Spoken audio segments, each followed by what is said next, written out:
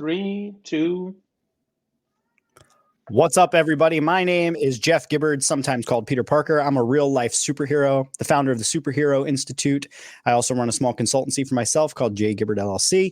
And then I also am I spend a lot of my time as a senior brand strategist for Soul Marketing out of Austin, Texas. So I do a lot of work in brand, leadership, culture, marketing, and sales. But ultimately, I am a real-life superhero, and I am trying to create a world in which there are more superheroes.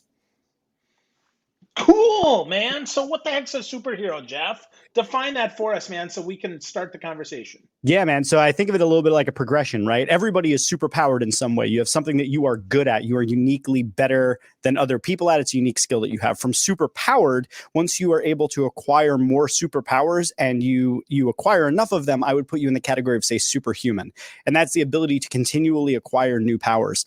But it's only until you actually have an ethical framework, a guideline of how you're going to use those powers that you can be truly considered a superhero. Because you can be superhuman and use it for villainy. And I choose to impose a structure around it so that we're always using the gifts that we have to make the world a better place. So you're more light side than dark side. You're more good than evil. You're more Hulk Hogan red and yellow instead of Hulk Hogan red NWO. That's nice, man. I like that. Yeah, well, I will say to that, though, that the secret is that it's sort of like in every villain, there's a sliver of good, and in every hero, there's a sliver of evil.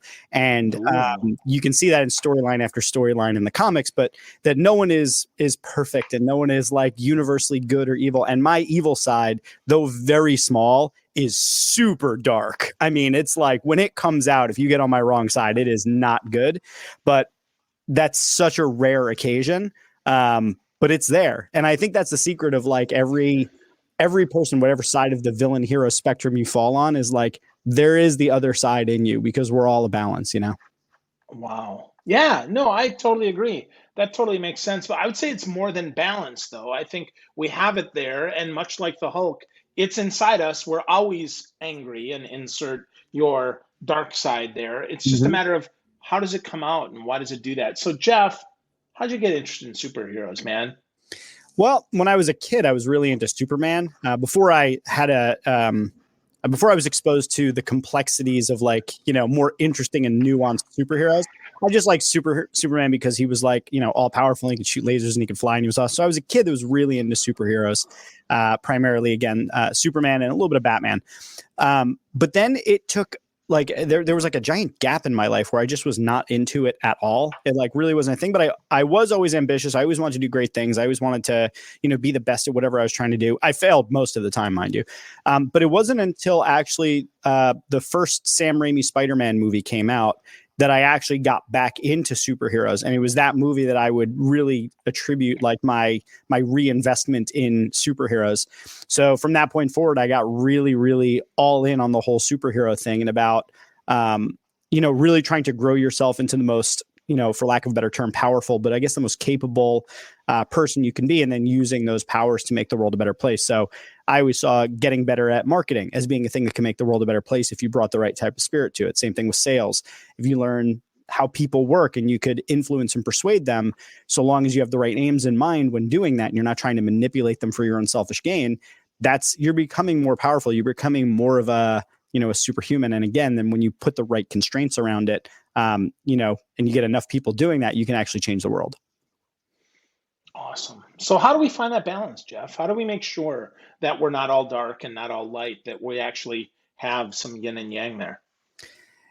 It's a good question, man. I'm not exactly sure I know the answer. I know how I keep myself balanced is that you have to find healthy releases for the darker side of yourself, or for, when you get, let's say you're in client services and you get a really annoying client, or they're demanding of you, or they, insult you in some way or insult your integrity. Like the natural human reaction is to get defensive. It's to get angry. It's to get this.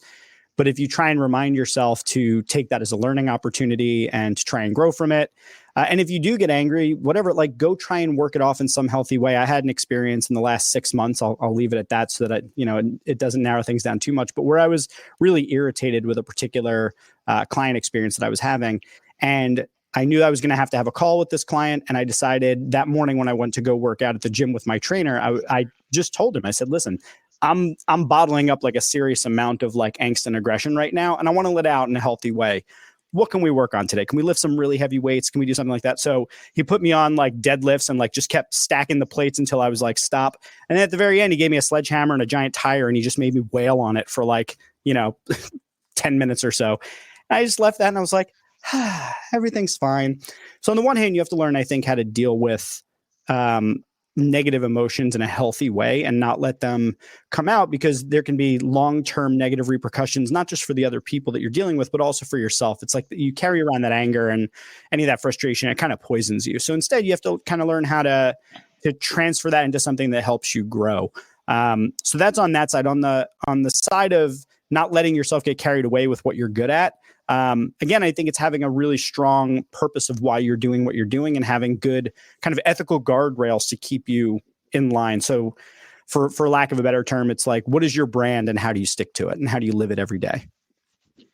Interesting. That's interesting. So Jeff, how do we find our brand, man? How do we find our inner superhuman, our inner superhero? How do we get there, man? How? And why is that so like core to what you do, man?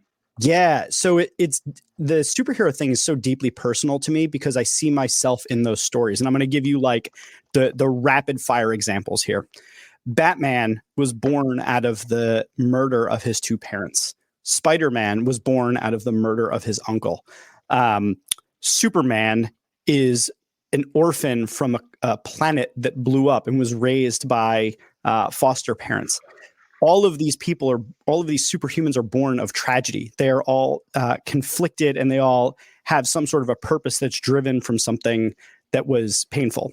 On my last day of high school, my mother got into a catastrophic car accident and had a traumatic brain injury. She was in the operating room for 8 or 9 hours, 8 or 9 pints of blood. They saved her life, but her life was never the same after. And I had the profound realization over the following decade that you never know when your number is going to get called. You never know when it's your last day here. You never know when it's all over. And for that reason, I'm very inspired to make sure that today matters and to make sure that when I wake up tomorrow, that I make that matter and then I make the next day matter because, and I was actually just talking about this a little bit with Leslie M on my podcast, but like I'm trying to do legacy work. Like I'm not living for,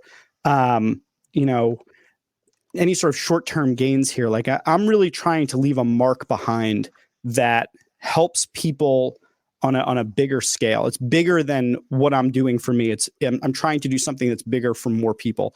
So when you're in the world of legacy work, when you're trying to leave something behind, like obviously your ego can get a little out of control there. But the way I found my purpose is by confronting mortality. It's by understanding that I don't have that much time here. And if I don't have that much time here, I better think really hard about what I want to do with it. So that's how I recommend that people try to find their purpose, is confront the idea that you're not going to be here forever. And I'll tell you another recent example I came across I thought was really interesting. I've been reading a lot of philosophy recently, and I read like a sort of like a series of summaries of different works of Friedrich Nietzsche. And there's an idea in it, I'll just summarize it. We're like, imagine if this life that you're living, imagine if you had to live this exact life, all of your choices, everything that you're doing. Imagine if you had to live that over and over and over and over, the exact same thing, that was your eternity, was living the life that you have. What sort of choices would you make? How would you then think about the work that you're doing, the why of what you're doing? Because if you think of it as like, I'm going to have to live this for the rest of my existence throughout eternity, you would make different choices. So I do a lot of thought experiments like that to try and remind myself that my life has to have some sort of a meaning, and I get to determine what that is. And that way, when I do the work that I do, it's living into that idea of leaving behind a legacy.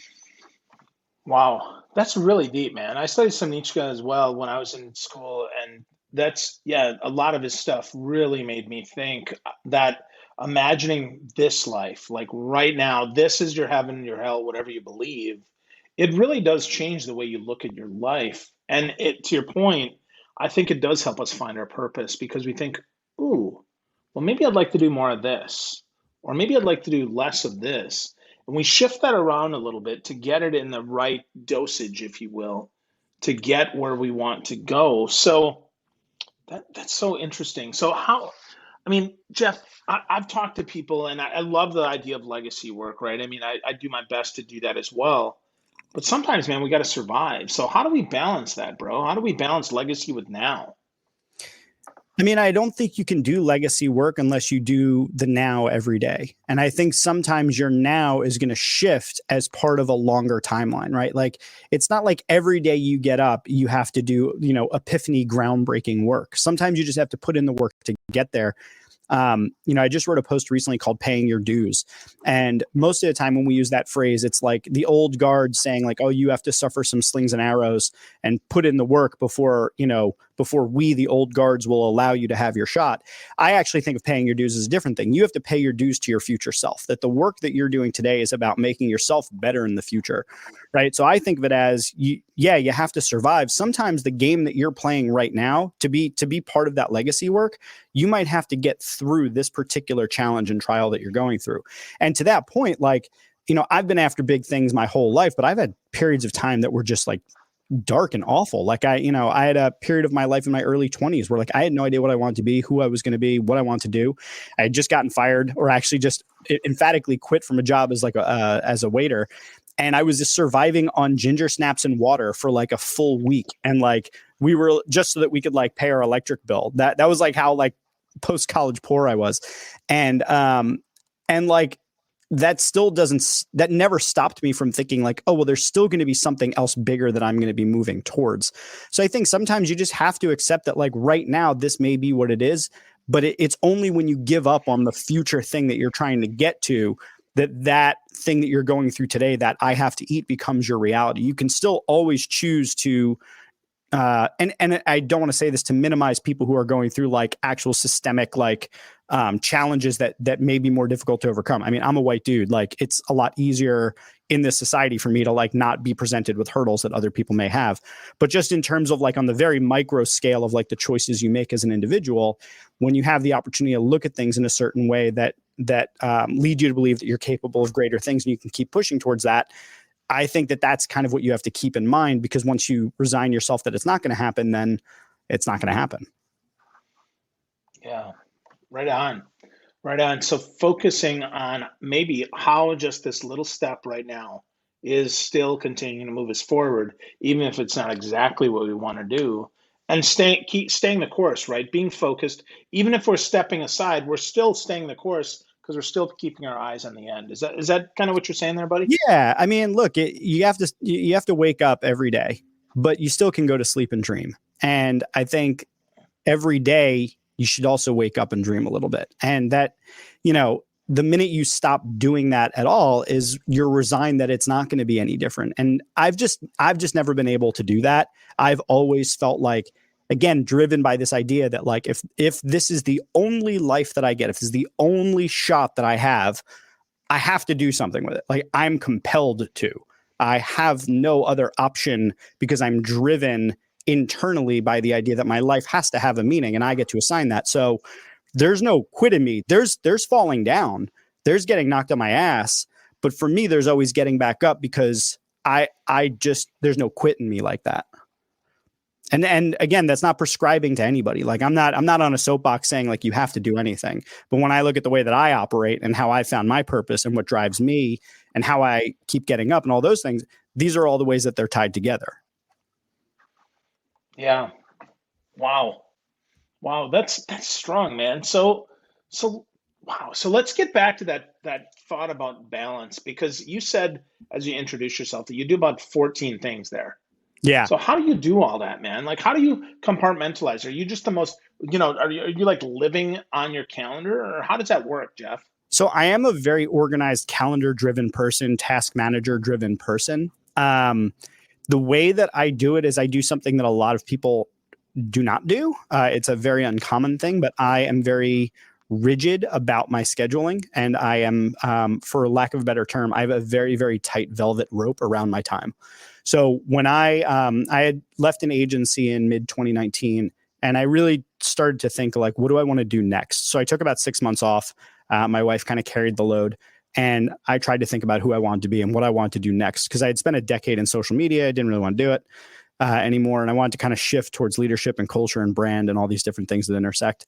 So I took all this time off. And when I came out of the gate in January 2020, I actually, before I had a single client or before I had anything, I had my schedule set. Here is how my schedule is going to go. Monday is my planning day. I use the afternoon for content. Tuesday, Wednesday, Thursday are client days. And I have blocks available for that, 2-hour blocks here, there, and the other. So I have about 16 or 18 hours that I have dedicated to client work. And then Fridays I had for content projects. And right now I take my Fridays off and I spend that watching my daughter. So I work, in terms of billable work, I work 3 days a week right now. And then Monday is my planning day and Friday I'm off. And I'll do stuff Saturdays and Sundays if I feel like it. I'm writing a book that's coming out in January. So I do all of these things by very, very tightly divvying up my time and being very inflexible about canceling those things for somebody else's priority. So all of the things on my calendar are based around my priorities and what I'm trying to get done and the work that I'm trying to do. And I have found in my life that when you tell people, here's how I work, here's how my time is available, here's what I bill for my time, do you want to work with me? It actually works a lot better than when you try to accommodate anybody that comes along and says, let's do work together. I'm very clear about what my priorities are, who I am, what I offer, how my time works. And I find that a lot of people really respect that. And my career has gotten a lot better since I've started making the time for the things that are important to me. Now, things have fallen off, mind you. So like I was doing like weekly videos for the Superhero Institute, and it was taking me all day. And then when the baby arrived, it was like, well, that's just not going to happen anymore. So it fell off. So things do fall off. But before we move into anything else, I wanted to actually flip and, I don't know if you do this on your show, but on my show, you've been on my show, I do the mic swap. I wanted to ask you about, for you, purpose and how you go, like, you're a superhero, you've got superpowers. Like, how do you balance all the things that you're doing? What's the thing that you're after? What's the change you're trying to make in the world? Like, have you ever told your audience about that? Do they know what Phil Gerbyshak is after? I don't know, Jeff. That's a fair question, right? So, but I'll answer your question.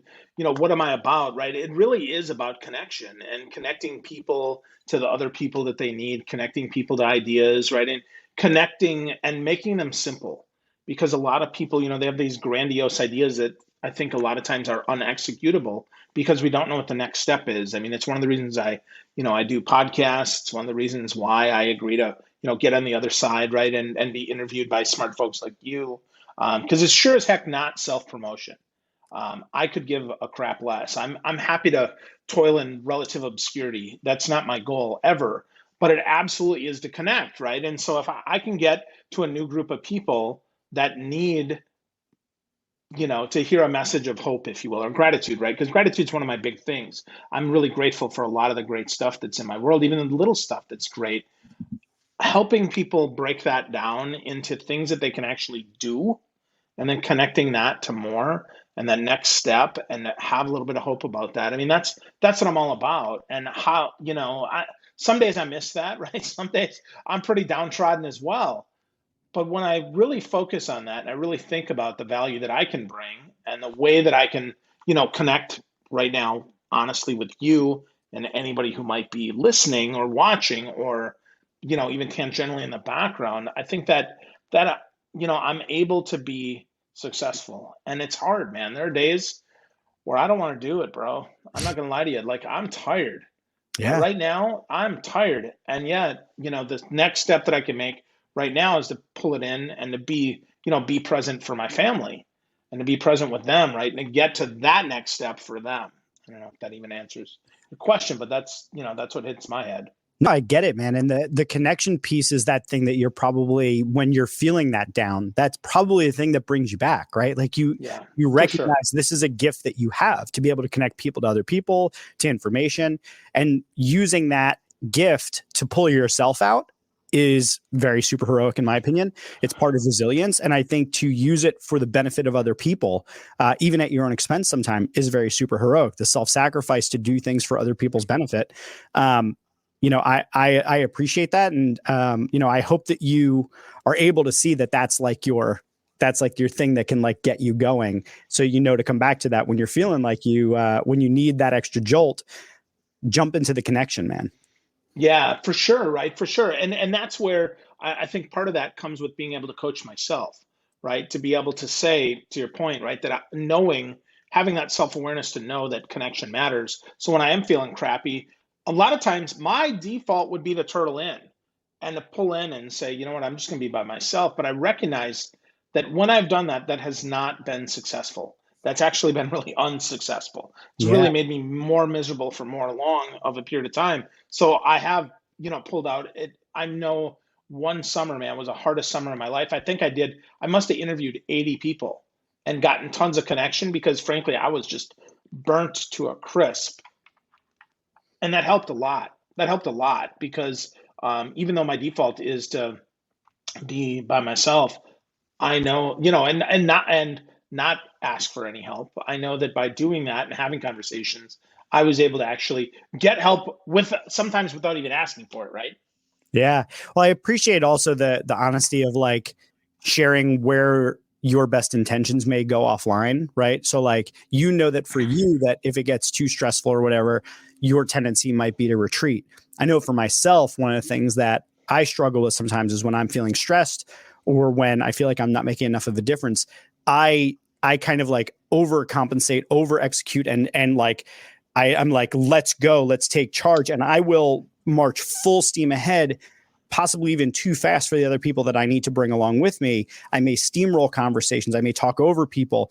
And I know that that's me. It's coming from the desire to make an impact. And when I feel like I'm not making enough, I know that I may turn to this, like, I might try and force it, right? I may try and like bully my way to making the difference. And I know that that doesn't actually work. So that's one of the things that, we were talking about balance before. I think even if you have the best intentions, sometimes those best intentions, if you try to force them, if you try to push too hard on them, can also wind up becoming a weakness. And that's a thing that a lot of coaches have talked to me about, is a lot of your strengths become your weaknesses, and a lot of your weaknesses can also be your strengths.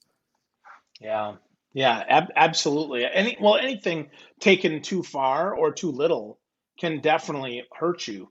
I mean, I found that for sure, right? I mean, because 90 episodes in 3 months was way too much. Yeah. Certainly helped, right? But it was way too much.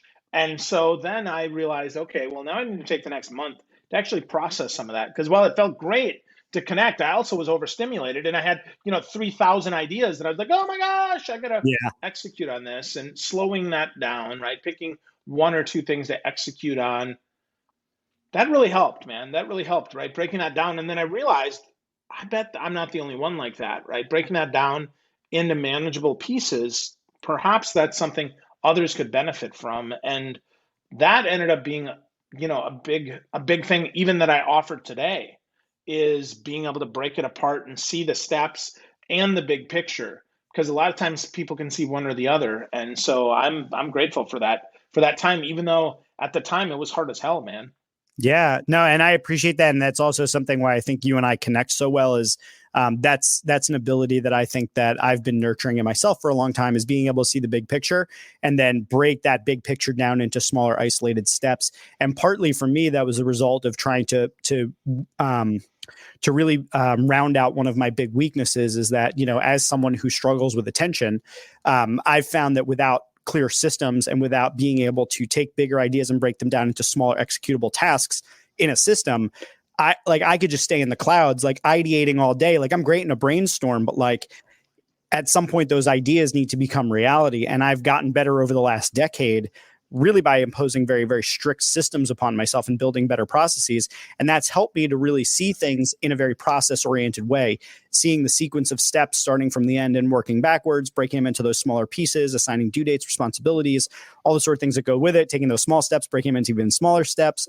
And that's been really helpful. And I think that's one of the reasons why you and I are on such a good wavelength together, is a similar affinity for that skill. Yeah, absolutely, man. Absolutely. I think that's great. So let's talk more about superheroes, man. Let's Heck yeah. talk about some of those, right? So DC or Marvel? Who's your universe, Marvel. man? Definitely Marvel. They're more relatable characters. DC are gods. I'm not about that. I'm about real relatable people who have great abilities and who struggle to manage what it means to have those, and who have real life situations that they have to struggle with. That's why I like comics and superheroes in the first place, is that if it's not framed within a more real world context, if it's just gods all the time, then we don't have the tools to be able to utilize that and map it onto ourselves and gain a benefit from it.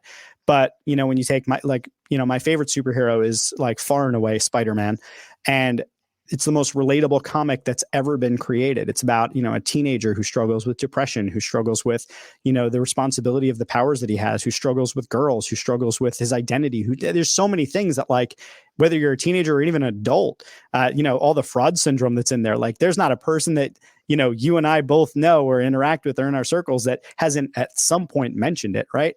So that's all stuff that comes through in those comics. And I think that's what makes it so relatable for us, is that there's truth in those stories that we can pull out and we can utilize for ourselves. Definitely. I totally agree, man. So if we add the X-Men into the Marvel universe, though, like, what happens there? Because that's so different, right? I think when we think about Marvel, right, they are still superheroes that are very human, but often X-Men, I don't know. I'm not sure. How does that fit, Jeff? How does that fit for you? Personally, I love it. And the main reason I love it is that I think now more than ever, we need the underlying message of the X-Men in our superhero stories. And the reason why is that there is a very clear parallel between race, gender, other forms of discrimination, and how that mirrors on to the world of the X-Men in the Marvel universe. The discrimination against mutants is, a very, very thinly veiled sort of like allegory or analogy for the sort of issues that we have in our society now. And I think having those stories in there allows us to bring forward conversations that I think need to happen, that are happening, but they provide it in a pop culture venue, like a medium for us to all have a kind of a common discourse around. Whereas, like, right now, a lot of the conversations are happening in more like intellectual pockets, or maybe they're happening in like very, very political pockets.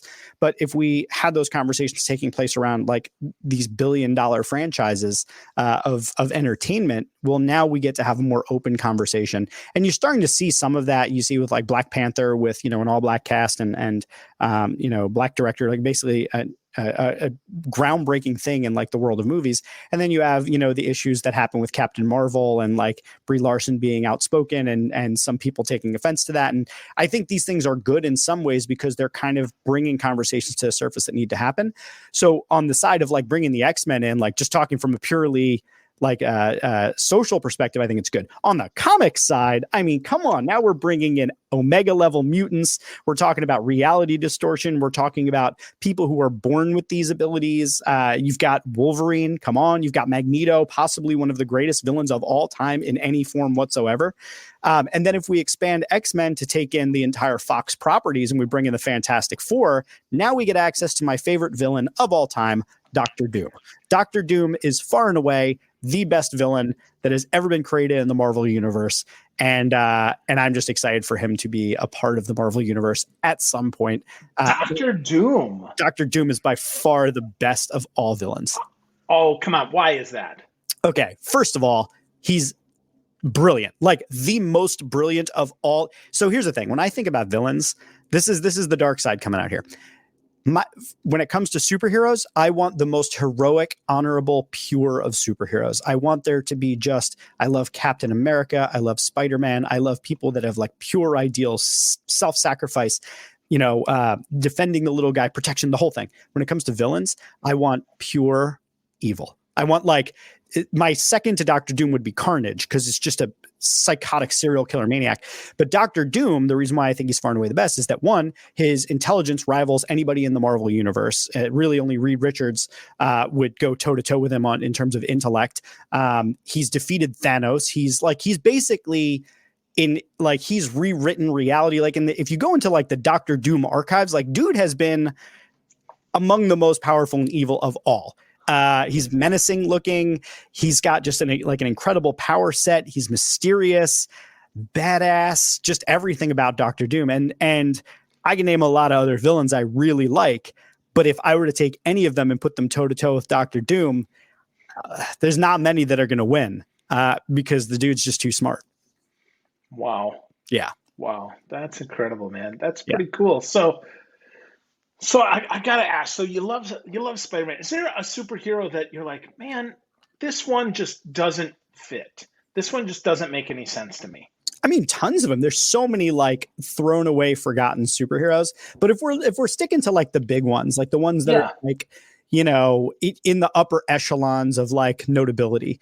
I mean, Jason Momoa aside, Aquaman's kind of a dumb character. Of course, I don't really like DC. Again, I think Superman has grown well beyond his usefulness because he's basically invulnerable to everything, and he just keeps getting stronger and stronger in the comics, and he gets new abilities, and like there's just no edge to it, right? There's no danger, and I think there needs to be, for every good superhero, there needs to be some some weakness. There needs to be some, yeah, and like kryptonite, that's it. Like, so I don't know, like I'm not hating on Superman. Just if you're giving me like the full top tier superheroes, like let's say you take the top 10 or 20, who would I kick out? Actually, I wouldn't kick out Superman because he's too important in the history of comics. So just like respect for the game, I couldn't get rid of him. But yeah, no, I can't really think of any that like I just don't like. I just like them all. I really do. Like I'm trying to think of one that like I'm just not feeling, but like I really think that I just about appreciate every superhero for some reason or another. That's cool, man. That's cool. Yeah. So you a big Doctor Strange fan? I think Doctor Strange is awesome. And I didn't really know a lot of it. So like, everybody's got their comics that they would read, or they've got their like superheroes that they like. And I never really got into Doctor Strange because it was like magic, and like magic is not really my thing. Like, sort of like, I don't like Lord of the Rings and stuff like that because like, I don't like period pieces and elves and gnomes and any of that stuff, or wizards. Like none of that stuff's my thing. So like when I first heard about Doctor Strange, I was like, great, magic, like the kind of like anything goes sort of thing. But when I started to look more into like Doctor Strange's involvement in like all of the Marvel universe, either cinematic or comic, I mean, he's a very important character, and I can no longer hate on him. And I really like Benedict Cumberbatch as Doctor Strange, and I'm super excited for Doctor Strange 2, The Multiverse of Madness. 1, directed by Sam Raimi, amazing. And then 2, coming out of WandaVision, which, no spoilers for anyone, I'll just keep that to myself. But there's the things that are coming in the Marvel universe are going to be like totally amazing. Cool, man. So if you had a choice, super suit or superpowers, what would you want? You can't say both. Superpower. Which one? Superpower. So is it one, or is it one superheroes set? Okay, well, pick either way. Okay, well, obviously I would pick Spider-Man just because he's my favorite. If we took that off the table, my next choice would either be Wolverine or Hulk, because I do feel like, again, like both of them tap into like a little bit of like latent aggressiveness, and it's like you just want to like Hulk out sometimes. But if I were picking one superpower, I will always forever say telekinesis, which is basically like the Force. It's the ability to like move things with your mind and everything. And I just think that would be like the dopest power ever. You could be like, man, I'm sitting up here now, like I need to refill my cold brew. I would just, get it from the fridge. I think that would be awesome. So yeah, telekinesis would be the number one. So what is it about Spider-Man's powers though that you love? Because I get it as a character, I totally get that, man. But he like swings on webs. Yep. And he's strong. Like what's the power there that I got to be missing something? So there's a couple things. One, there's a lot of people that, if you were like, what superpower would you have? They say, I want to fly, right? I don't want to fly. Because to me, while that seems like it would be fun, I don't think it would be nearly as fun as swinging around on webs. Like the idea of swinging around a city on webs. And like, so I play the Spider-Man video games a lot. And like, that is like my meditation. That and cooking are like the two places I go to just get away. So just swinging around the city, like running on the sides of walls, being able to like climb up the sides of buildings and like stick to things. But I think the spider sense is kind of the thing, like the sensing of incoming danger. That's like, so just the whole set of it, I think, is just really a cool set. But I would be lying if I said that it truly isn't just that I'm a major Spider-Man fanboy. And my primary reason for picking that is just I love the Spider-Man stories. I love the Spider-Man movies. I love the Spider-Man comics. So like it's probably more of just like a fanboy thing than anything else. Because realistically, there are probably like better, more useful powers in this world than that. But I don't know. I just love the character. Cool. Yeah, I'm a big Iron Man fan. Yeah. I love the brilliance of the guy. I mean, truly, the ability to make something out of nothing. I wish I had that. I'm not an engineer, right? Yeah. I that's just not my gift at all. I think um, he's I guess in many ways maybe it's because he's everything I'm not, right? Like he's really smooth in a lot of ways. You're He smooth. really oh you're kind. You're I pulling don't think off so, these man. glasses. You're pulling them off just like you always do. That's smooth. I guess, man. So I don't know, but it's Iron Man for me, right? Like I really see a lot there. I love, when what I can't remember which movie it was in, but he said, hey, Captain America, I think said, who are you without your suit? He goes, well, Yeah, I'm a billionaire. billionaire playboy philanthropist, Yeah, yeah. right? Genius. It was Well, the first that's Avengers. yeah, like I love that, right? I mean, yeah, billionaire, not because I crave for money, but because of all the good that, I mean, I know I could help a lot of people because people, I'm fortunate that I've touched a lot of people. I could make a lot of good, right? Playboy, man, probably not so much. I mean, I Yeah.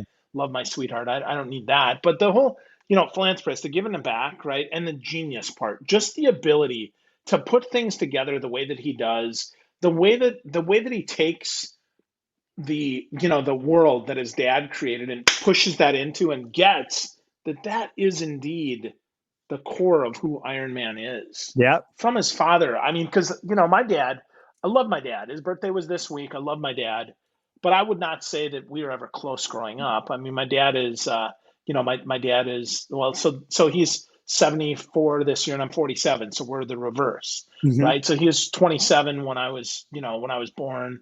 And I just, I mean, it's a different generation, right? I'm real touchy feely huggy, and my dad was not the huggy type at all. So it's always, I was always kind of, the mutant, if you will, in the family, because that's always been me, right? I've always done that. Now, but it's interesting because I've been able to bring that out of other people that don't have that, and probably for some people that probably makes them uncomfortable. And I think one person in particular that I did, and I apologize, Barry, but yeah. So I think that's interesting, right? That'd be where I would go, man. And then to your point, the fact that he could fly around is really cool, man. I Oh, mean, that's all the way into outer space, right? And I mean, almost do the Superman thing, right, where he would reverse the whole yeah. polarity of the Earth, like, woo, yay, that's pretty freaking cool, man.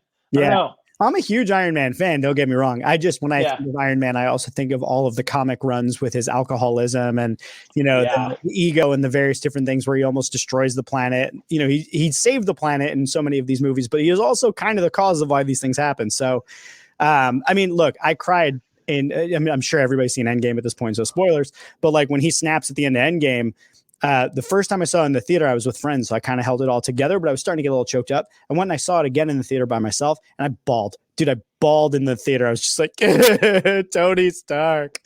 Lost my mind. yeah, Yeah, for yeah, no, I sure. get it. I think and Robert Downey Jr. really brought the character to life for sure. Oh, absolutely. Yeah, Yeah, no, nobody better than RDJ to do that. Just like nobody better than Chris Evans to be Captain America. yeah, That for sure. that casting of the original, four or five superheroes, unbelievable. Yeah, I Really would cool, also man. say Chadwick Boseman as T'Challa was also expert casting. Uh, Yes. Yeah, I think that one's another like nail on the head. And I think um who's the other one that I was thinking that's like well, I think Tom Holland for Spider-Man is phenomenal. Jake Gyllenhaal for Mysterio was really great. Yeah, I mean, there's a lot of great casting that they've had.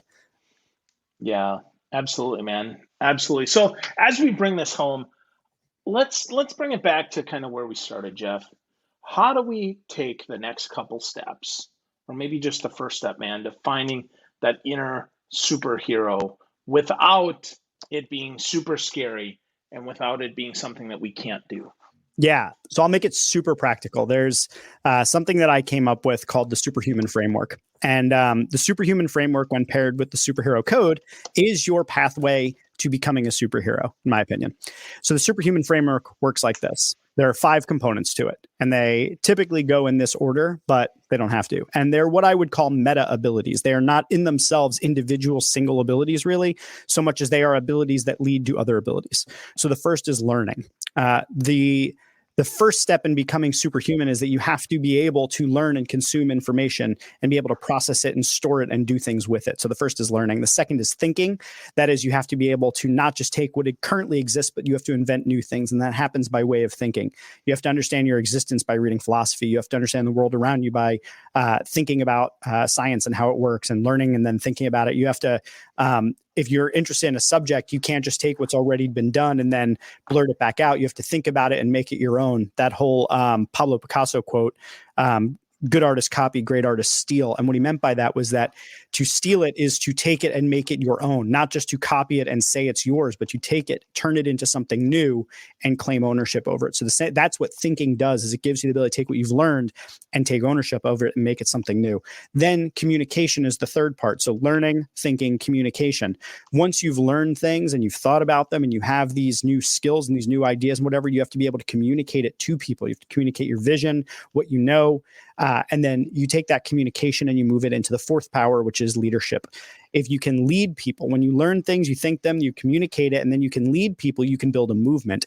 And then the final step is realization. That's productivity, getting things done, taking big ideas and making them into manageable steps. So you take those 5 abilities and you have the ability to essentially become superhuman in anything you're trying to do. Let's say you want to become, I don't know, a CFO at a company. First, you learn about finance. Then you have to think about it and you have to understand it. And you have to be able to conceptualize the ideas in your mind so that you really, truly understand them. Not just that you took in the information, but that you actually think about it and understood. Then you need to be able to communicate it to people like in an interview, and you need to be able to talk about it, and you need to be able to be a leader in that space.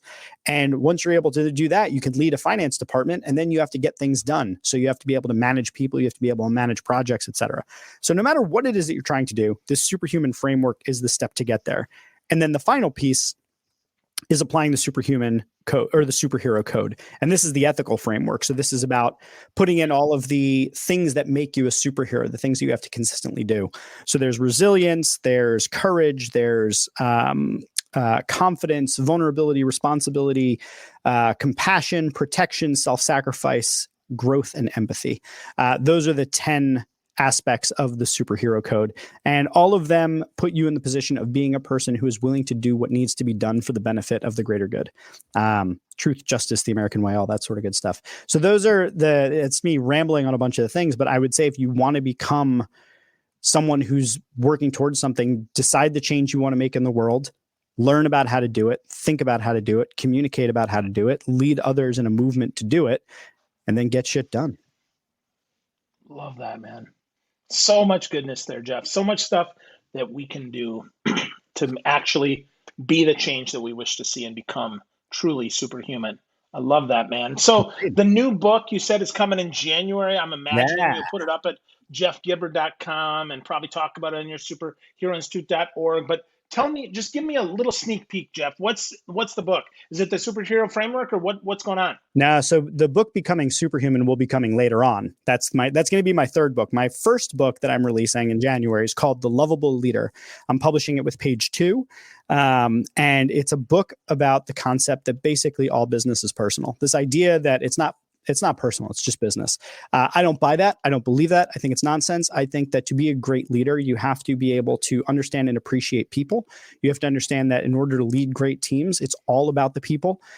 So I have an entire series of different frameworks in there. There's 3 big ideas that are in there. There's a way that you need to think about what leadership is. And then there's, some tips on how to build an ideal team, something that I call the 8 commitments of the team. So there's a bunch of different things that are in there. It's a step-by-step book that's really ideally focused on people who are new to leadership roles. So that could be, this is your first time managing people. It could also be people that want to rethink what it means to be a leader in the position they're already in. But ideally, the way that I want people to think about it is that leadership is not a title. It's a thing that you do. It's a way that you are. So if you want to be a leader, this is going to be a book for you. And it's going to be a book for you to make the world a better place. So that's going to be the first book. And then I have another book planned that's a follow-up that plugs right in. It's a shorter book that's also about leadership. Third book is going to be Becoming Superhuman. And then I got a bunch more planned. But in January, look for the book. If anybody wants to pre-order it or get on the list for pre-order, then you don't have to put in a credit card or anything. You just say yes, let me know when it's there. On my website, jeffgibbard.com/support, there's a little form that you can sign up for and say hey, give me that book when it's ready to go. Let me know it exists. Awesome. That's great, man. I can't wait to read it. The Lovable Leader coming in January. But today, you are my superhero, my friend. Thank you Thanks, for spending man. time with me. This is really awesome, Jeff. I love talking frameworks and stuff with you. We could talk all day. We So really I could. really I would do this value, whenever you brother. want, man. Anytime you want. I love talking to you, Phil. You're a blast. Yeah, but you are too. Thank you, Jeff. You're the best, man. And hopefully, folks, you got something from this that you can actually do. Check out Jeff's Superhuman framework, get to work, and just go. Figure it out. You can do this. We believe in you. You are superhuman. Take care, everyone.